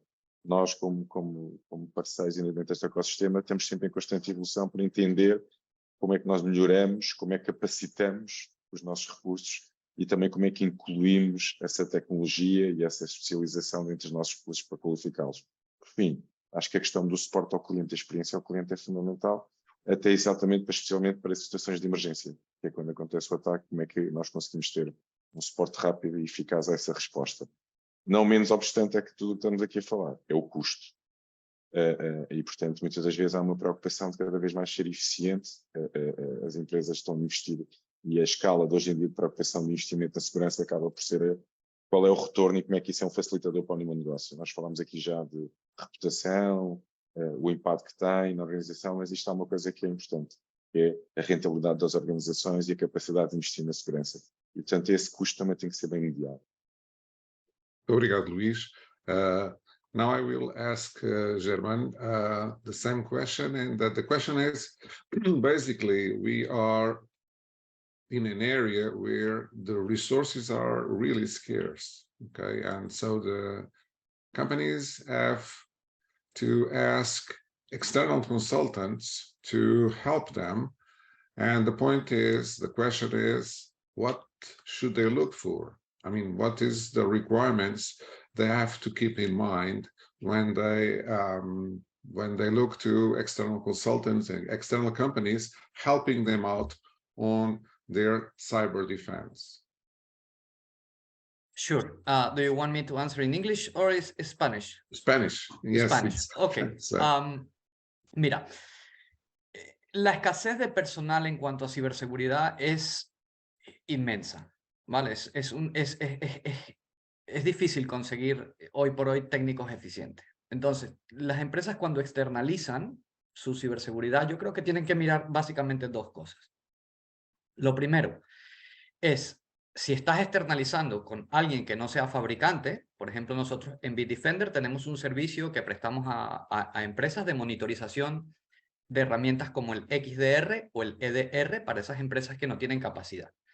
Entonces, cuando no es el fabricante, lo primero que tienes que mirar es la solución con la cual te están mirando los sistemas, y segundo, el nivel de ciberseguridad que tiene esa empresa que te externaliza. En el caso nuestro, por ejemplo, nadie mejor que Bitdefender para saber manejar los equipos de Bitdefender y las soluciones de Bitdefender. Sabemos cómo funcionan. Entonces, eso es una cosa muy importante que tienen que ver las empresas. ¿Cuál es el conocimiento sobre el software que tú me estás gestionando? Y lo segundo, que yo creo que es muy importante, son los SLA.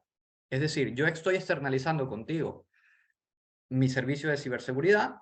¿Cuáles son las garantías o cuáles son los acuerdos en los cuales tú vas a responder? ¿En cuánto tiempo vas a responder a una amenaza? ¿Cuáles son las acciones de mitigación que vas a tomar? ¿Cómo va a ser la comunicación interna? ¿Voy a perder o no voy a perder control sobre mi propia empresa? Por ejemplo, quiero que me monitoricen un sistema de EDR, porque un EDR necesita monitorización, necesita una persona detrás. Y resulta que yo externalizo con una empresa que me mira el EDR de 9 a 8 de la tarde. Pero es que la gran mayoría de los ataques avanzados para los cuales está diseñado un EDR, para los cuales un EDR está diseñado para detectar, ocurren fuera de horario laboral. Entonces, si yo estoy externalizando mi gestión de consola, mi gestión de mi solución de ciberseguridad, y esa gestión se acaba en horario laboral, si me atacan fuera de horario laboral, voy a tener un problema. Entonces, resumiendo, es lo que te digo. Uno, conocimiento sobre la solución. Madurez en ciberseguridad de la empresa con la que estamos externalizando. SLAs, Service Level Agreement. ¿Cuáles son los acuerdos en los que llegamos? Y tercero, ¿cuál es el tiempo de monitorización? Para mí eso sería lo esencial cuando una empresa piensa trasladar su equipo de ciberseguridad fuera de su sede. Gracias, Germán. Passaria agora a palavra ao Fábio Mestre, da ArtSecure, para endereçar precisamente esta questão. Bem, a falta de recursos ao nível da cibersegurança é algo que é extremamente preocupante, porque cada vez mais são necessários cada vez mais recursos, mas também se nota aqui uma tendência no mercado de querer os recursos com mais experiência possível, querer contratar serviços com pessoas que têm o maior número possível de certificações, o maior número possível de clientes. Aqui a questão é que muitas destas empresas também poderiam efetivamente começar por contratar recursos mais júnior e formá-los dentro do seio das suas organizações, tentar aqui incentivar também ao recrutamento de uma série de elementos mais novos que estão a começar a ficar disponíveis para o mercado, não é? E muitas das vezes o que se vê como tendência é que a área de cyber é uma área que exige muito tempo de experiência, muito conhecimento, muita certificação por trás, e não se está a deixar muitas vezes os recursos mais jovens também ter esta iniciativa. Muitas das vezes tem que haver já uma prévia experiência neste tipo de elementos que querem transitar também para a área de cibersegurança nas diferentes áreas de administração de sistemas, nas áreas de redes, nas áreas de programação e desenvolvimento, e tudo isto pode também contribuir positivamente para efetivamente limitarmos este valor crescente de necessidade de recursos em termos de cibersegurança, okay? Que se começa a tornar-se preocupante, porque, como foi dito, muitas vezes queremos elaborar equipas para um SOC, ou queremos elaborar equipas para uma área de pentest ou de red team, queremos efetivamente elementos que já têm muitos anos de experiência no mercado, okay? E muitas das vezes não estamos a pensar em pegar uma equipa mais jovem e mais dinâmica e começar a formá-la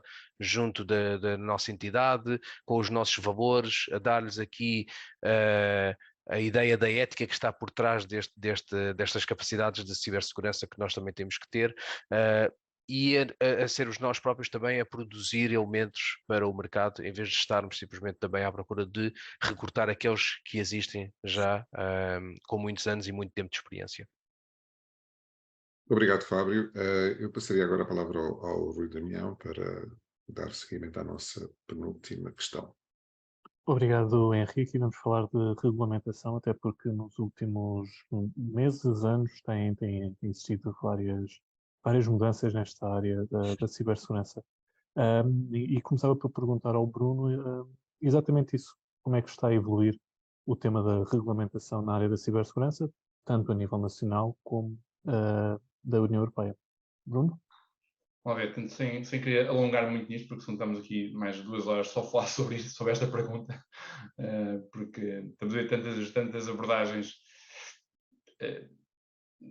quer na regulamentação, quer nas próprias leis nacionais europeias, que realmente nós temos sentido porque tipicamente temos muitos clientes que são altamente regulados, ou pelo setor, okay, ou pelo país e depois via Europa. Portanto, o que temos sentido, sim, globalmente, e aquilo que eu antevejo que venha a acontecer, pelo menos essa é a grande tendência e fará algum sentido, é claramente a ligação entre nós estabelecemos como Homeland Security, portanto, o que é a ciberdefesa no Estado, a encaixar-se no que é o ciberespaço. E, portanto, a ligação entre o que vai ser exigido a tudo que é Estado, infraestruturas do Estado, que suportem o próprio Estado, a fazer os mesmos tipos de controles e exigências daquilo que o privado já é obrigado a cumprir e haver aqui uma espécie de fusão. Até porque nós temos a consciência clara que há muitas empresas do privado que têm um fator preponderante na estabilidade do Estado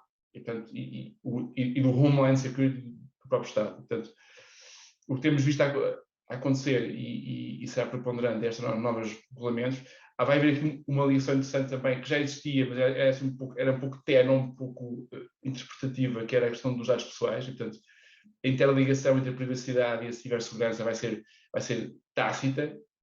Nos últimos 2 anos parece-me que havia algumas dúvidas sobre isso. Hoje parece-me estar mais claro, e parece que as próprias autoridades de controle serão muito mais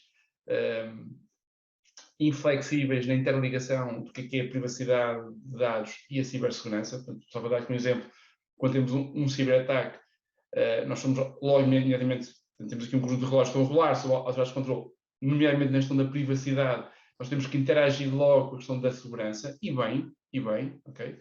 A pergunta mais que se faz sempre é, ok, houve um leak de dados, houve um acesso indevido a dados pessoais, para que isso aconteceu? E depois, a partir daí vem tudo que é medidas técnicas e organizativas que têm a ver com a cibersegurança e tudo está agarrado a isso. Portanto, essa percepção da privacidade e da cibersegurança vai ser, já é clara, mas vai ser pragmaticamente clara. Portanto, as novas diretrizes irão fazer esta fusão de forma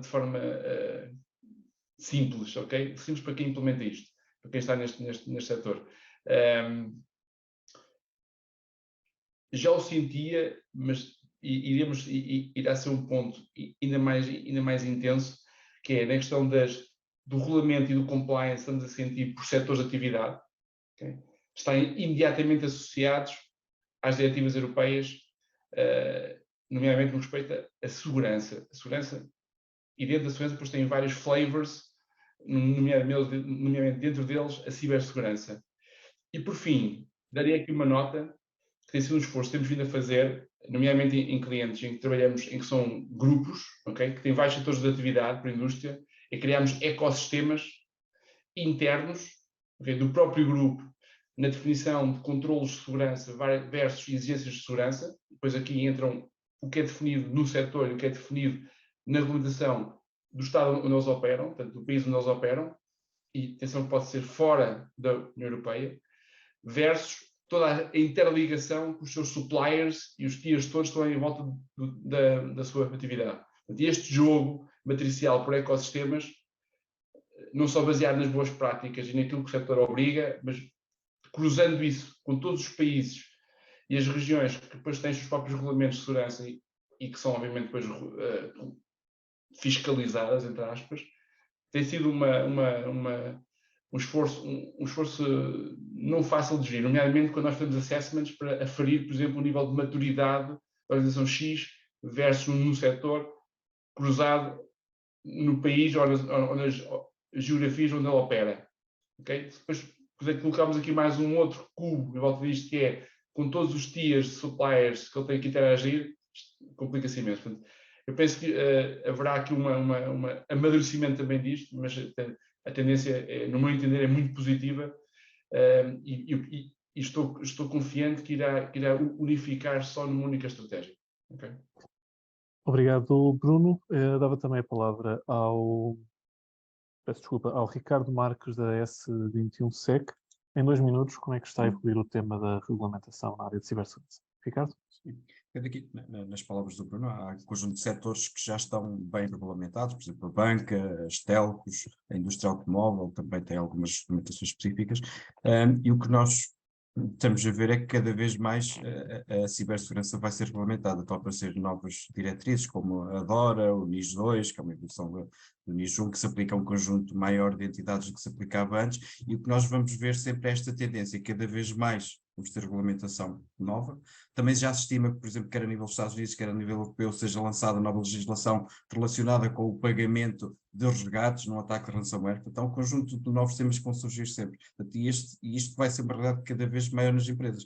Para dar um exemplo, por exemplo, o Decreto-Lei 65 de 2021, que foi lançado em Portugal em 2021 e que tinha bastantes requisitos para um conjunto de entidades, durante algum tempo o CNCS teve aqui numa ação mais construtiva, a fazer roadshows e a tentar mostrar às organizações que era importante implementar. A realidade é que houve muitas que não se adaptaram e que não implementaram esse decreto-lei. Então já há novidades do CNCS a dizer que para este ano vai começar a aplicar coimas, já começou a avisar um conjunto de entidades, principalmente das infraestruturas críticas e serviços críticos, de que têm que implementar, senão poderão ser alvo de uma auditoria.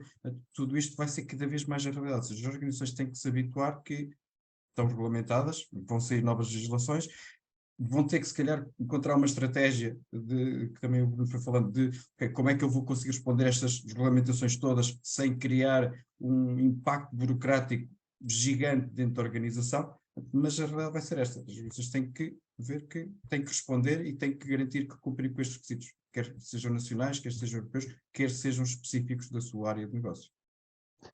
Obrigado, Ricardo. Nuno Teodoro, da Huawei, em 2 minutos, como é que está a evoluir o tema da regulamentação na área da cibersegurança? Em 2 minutos, eu julgo que a maior parte das organizações, calhar, ainda não percebeu o que é aí vem. Porque quando nós olhamos para o panorama europeu, é óbvio que grande parte das pessoas, neste momento, ouve falar mais da NIS2, mas não estamos a falar só da NIS2, não é? Nós estamos a falar de um conjunto de iniciativas que foram postas em marcha ao abrigo da estratégia de cibersegurança da Europa. Portanto, temos já o Código das Comunicações Eletrónicas já foi transposto em Portugal. Temos a NIS2 que aí vem, temos a DORA sim que aí vem, mas temos muitas outras iniciativas que vão bater especialmente na parte da certificação, que se calhar as organizações têm que começar a perceber que vai haver aqui um modelo de partilha de responsabilidade entre a própria organização e os fornecedores dos produtos e dos serviços para essas organizações. Estamos a falar, por exemplo, que já desde 2020 que se fala e que está em marcha o esquema de certificação de clouds na Europa, o Cybersecurity Act na Europa, que está a colocar precisamente em cima da mesa planos de certificação para tudo o que são produtos de ICT. Vamos falar em esquemas de certificação para equipamentos de 5G. Tudo isto vai evoluir para uma adição de complexidade, especialmente nas relações entre os fornecedores e os clientes, porque depois vamos ter que falar aqui na possibilidade de, que é esse o objetivo, de reutilização de esquemas de certificação no plano europeu. Portugal, obviamente, não vai desenvolver planos de certificação individuais e vai adotar o que está a ser feito na Europa. Mas isto vai levar aqui a um incremento de complexidade, não só para as organizações, mas para todos os stakeholders do espaço europeu. Qualquer fabricante que vá fornecer, desde os equipamentos 5G, 6G, serviços de cloud, qualquer tipo de equipamento de rede vai estar ao abrigo de esquemas de certificação que neste momento ainda não estão padronizados, não estão standardizados e tem que se procurar fazer esse caminho porque depois tudo o que vai entrar em vigor, com, por exemplo, com as diretivas que estão a ser, ou que vão ser transpostas para o ordenamento jurídico nacional, tem obrigatoriedade de certificação. Portanto, vai haver aqui ainda um grande caminho por percorrer no espaço europeu e que vai ter que ser trilhado em conjunto com todos os fornecedores de tecnologias. Obrigado, Nuno. Dava a palavra também ao Luís Lança para, em 2 minutos, responder esta mesma questão. Luís? Eu acho que, agarrando nas palavras do Bruno, do Ricardo, depois o ponto principal hoje em dia é exatamente ver estas diferentes normativas que estão a sair e como é que nós vamos agregá-las e simplificar, e não tanto carga burocrática para as empresas.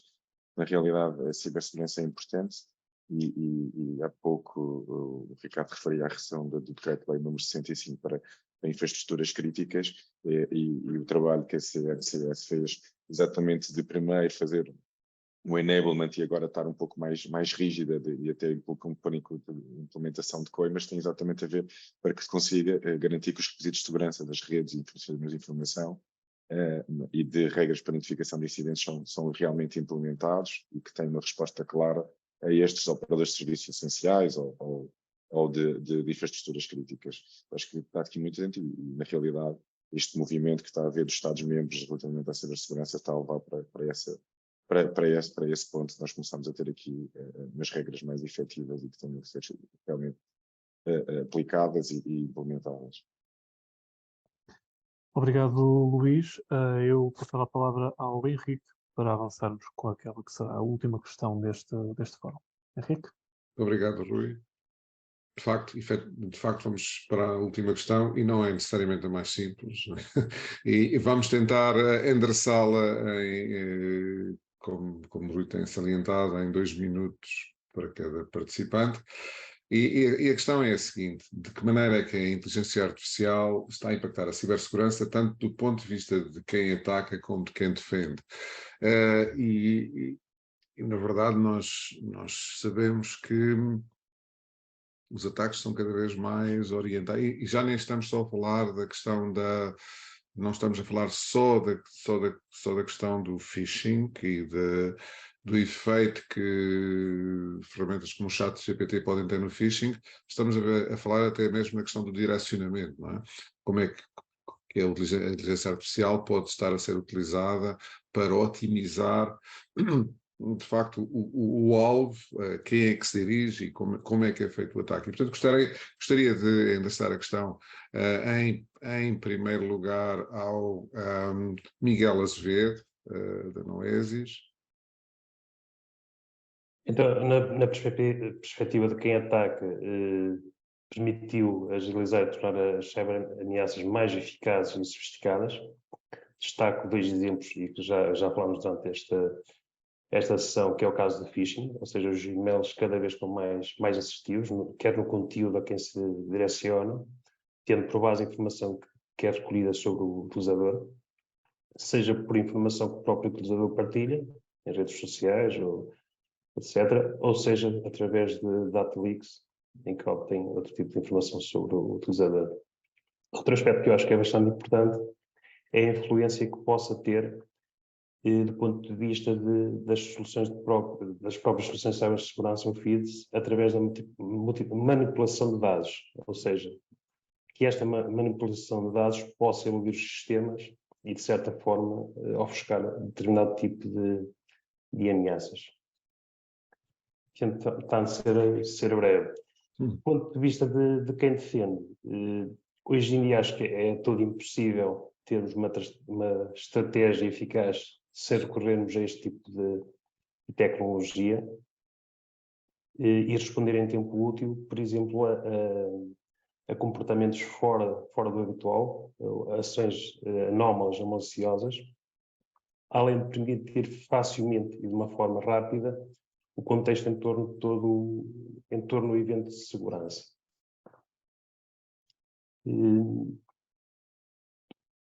Hoje em dia, e organizações mais maduras e que têm os processos bem definidos, diria que até a primeira linha de defesa, seja do ponto de vista de detecção e de contenção, já é muito suportada por este tipo de soluções. Ou seja, desde que os processos sejam bem definidos, estes sistemas já são capazes de fazer a contenção inicial. Muito obrigado, Miguel. Now I will ask German about this question, and the point is really how AI is, I mean, is pervasive now in cybersecurity, and is pervasive as helping who's attacking and who's defending. So I would like to hear your opinion on this. So how is it impacting, really? How do you see the impact for who's attacking in the perspective of attackant and defender? Sí, esto es una guerra, ¿vale? Hay que entenderlo como tal, ¿vale? Es una guerra en la cual yo intento como defensor tomar ventaja al atacante y el atacante va a intentar tomar ventaja del defensor. La inteligencia artificial básicamente ayuda a que los procesos sean mucho más rápidos, ¿vale? Te doy un ejemplo. Bueno, primero hay que entender un poco cómo funciona la inteligencia artificial, porque mucha gente piensa que la inteligencia artificial es una especie de mente humana, y no es así. La inteligencia artificial son simplemente parámetros que responden a una programación humana. Por lo tanto, no hemos llegado a ese punto, es decir, una inteligencia artificial puede simularte algo, pero no puede crear algo de la nada. Doy el ejemplo de ChatGPT. ¿Vale? ChatGPT puede ayudar a una persona que no tiene ni idea de cómo realizar un ataque, preguntándole a la inteligencia artificial cómo hacerlo, y ella te va a retornar una línea de comandos que tú vas a introducir y tú puedes buscar vulnerabilidades. Eso te ahorra muchísimas horas de investigación, muchísimas horas de lectura. Te puede ayudar, por ejemplo, ChatGPT también a elaborar un correo electrónico de phishing mucho más eficiente, mucho más personalizado, con un lenguaje específico, etc. Pero necesita un parámetro humano detrás, es decir, necesita una información detrás. En el caso del defensor, la inteligencia artificial a nosotros nos ha ayudado mucho. Nos ayuda, por ejemplo, a la correlación de eventos. Lo que antes tenía que hacer un ingeniero y tenía que tardar horas para poder hacer correlación entre eventos, poder validar la data, etcétera, etcétera, esto ya una máquina te lo puede hacer. Yo te doy el caso, nosotros tenemos un motor de inteligencia artificial en la parte de prevención que se llama HyperDetect, y son básicamente más de 300 algoritmos de inteligencia artificial y de machine learning que van creciendo a medida que vamos alimentando con data la máquina, ¿no? Y eso nos ha permitido, por ejemplo, que en el 2021 hemos identificado un ataque nuevo con un algoritmo que fue desarrollado en 2018. Por lo tanto, la máquina aprendió y fue capaz de identificar pues un ataque que no existía cuando desarrollamos el algoritmo. Entonces, esto es un poco un toma y dame. Yo me adelanto, ellos se adelantan, yo me adelanto, ellos se adelantan, y así va el tema. La inteligencia artificial, por ejemplo, en el caso de la defensa, también nos ayuda a que las aplicaciones sean más user-friendly. Te doy un ejemplo, XDR, que últimamente es la panacea. XDR básicamente te toma logs y te analiza data fuera de tu endpoint. Pero esa data tiene que ser, volvemos a lo mismo, analizada, contextualizada, etcétera, etcétera. Entonces, en nuestro caso, nosotros hemos utilizado inteligencia artificial para que el reporte que genera esa correlación de data sea en un lenguaje que pueda entender cualquier usuario indistintamente de su grado de ciberseguridad, no simplemente un ingeniero. Y eso lo hace la inteligencia artificial, eso no lo hace un humano. No hay un humano que haga la transcripción de lo que se analiza, sino que la máquina directamente te lo hace. Entonces, pues obviamente que la inteligencia artificial tiene un gran impacto en la ciberseguridad, y lo que estamos viendo es la punta del iceberg. Y eso es lo que hay que entender. Estamos empezando, estamos viendo solo la puntita de lo que va a venir. Ataques automatizados, ataques de quinta generación, que cambian su comportamiento dependiendo de la detección que hace un equipo. Eso está ocurriendo. Entonces, aquí se trata no solamente de quién tiene la inteligencia artificial, la mejor inteligencia artificial, sino quién tiene el mejor humano que sepa programar esa inteligencia artificial para contrarrestar la que tiene el atacante. No hemos llegado al punto de singularidad todavía. Graças, Germán. David, gostava também de ouvir a sua opinião sobre este ponto. Pronto, relativamente ao ponto do atacante, acredito efetivamente nos deepfakes, na qualidade dos phishings, teremos aí acredito que cada vez mais iremos ver a utilização da inteligência artificial na sua realidade, como estes senhores são altamente criativos, portanto acho que vamos ser surpreendidos, ok? Portanto, muito sinceramente, okay? Portanto, vamos ver a inteligência artificial, não vai criar nada do nada, mas se calhar vai permitir, por exemplo, o encadeamento de ataques mais sofisticados, que já estão pré-programados de uma forma que nós não vimos até o momento, ok? Portanto, vejam isto como building blocks que com a inteligência artificial poderão ser potenciados para fazer ataques mais sofisticados de uma forma mais rápida numa infraestrutura comprometida.